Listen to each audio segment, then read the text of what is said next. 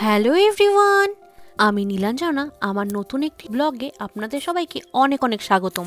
আজ শুক্রবার, সকাল থেকেই ঝিরিঝিরি করে বৃষ্টি হচ্ছে, আর আমার আজকে কাজ ছিল, তাই ফিরতে ফিরতে বেশ রাত হয়ে গেছে।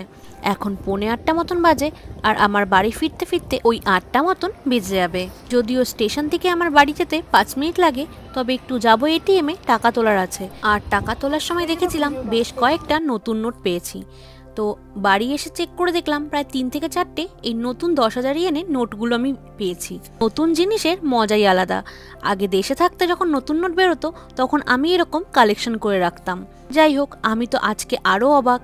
সেদ্ধ ভাত রাঁধতে বলেছিলাম, আরেকজন তো দেখি মাছের ঝোল, ডাল রান্না করে রেডি করে রেখেছে। আর জানেন তো, জাপানে স্যালারি পাওয়ার একটা বিশেষ নিয়ম আছে। ধরুন আপনার স্যালারি 5 তারিখে, আর 5 তারিখটা রবিবার পড়েছে, সেক্ষেত্রে আপনার স্যালারি কিন্তু ওই রবিবারে না, ওই শুক্রবার দিনকে আপনি পাবেন। মানে 5 তারিখের আগে ওই 3 তারিখে আপনি স্যালারিটা পেয়ে যাবেন। আর এই যে যেমন আমার স্যালারির ডেট 15 তারিখ, আর 15 তারিখ এখানে ন্যাশনাল হলিডে। ওই দিনকে তো আপনার টাকাটা দেবে না, কারণ ওই দিনের বদলে রবিবারেও না, শনিবারেও না, দেবে আপনাকে শুক্রবার বেলা 12টার মধ্যে। জাপানের এই নিয়মটা আমার কাছে কিন্তু বেশ ভালো লাগে। আর এই লেটুস পাতাগুলো অনেক দিন ধরেই ফ্রিজে পড়েছিল, তাই ভাবলাম আজকে এগুলোকেই খেয়ে শেষ করব। আর এদিকে বাড়ি পৌঁছানোর আগেই বৃষ্টিটা আবার শুরু হয়ে গিয়েছিল, আর প্রায় আধ ভেজা হয়েই বাড়ি ফিরেছিলাম।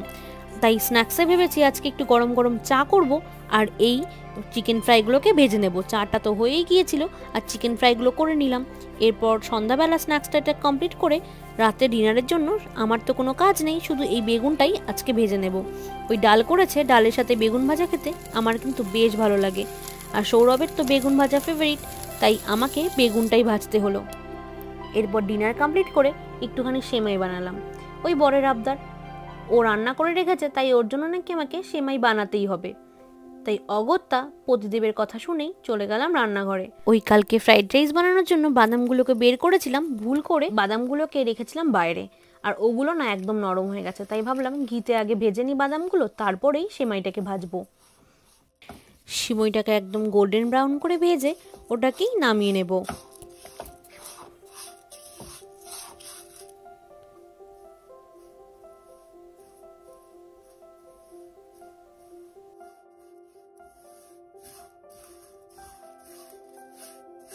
এরপরে দুধটাকে বেশ অনেকক্ষণ ধরে ফুটিয়ে নিয়েছিলাম, তারপরে ওই ভেজে রাখা সিমাইটা দিয়ে ভালো করে ওটাকে মিশিয়ে নেব।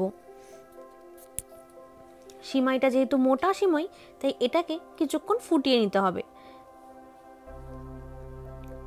বেশ 5 থেকে 7 মিনিট এটাকে ফুটিয়ে নিয়ে তারপর এটার মধ্যে অ্যাড করে দিয়েছিলাম চিনি।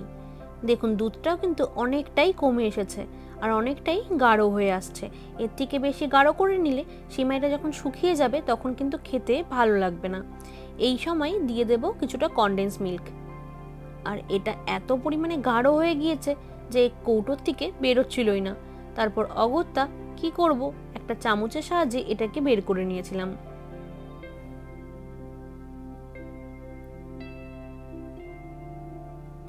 ওই 2 চামচ মতন কনডেন্স মিল্ক দিয়ে এটাকে ভালো করে মিশিয়ে ওই 1 থেকে 2 বার ফুটিয়ে নিয়ে এটাকে নামিয়ে নেব। চলুন, আমার সেমাই রান্নাও কমপ্লিট। চলুন সৌরভের হাতে এবার বাটিটা ধরিয়ে আমি ঘুমোতে যাই।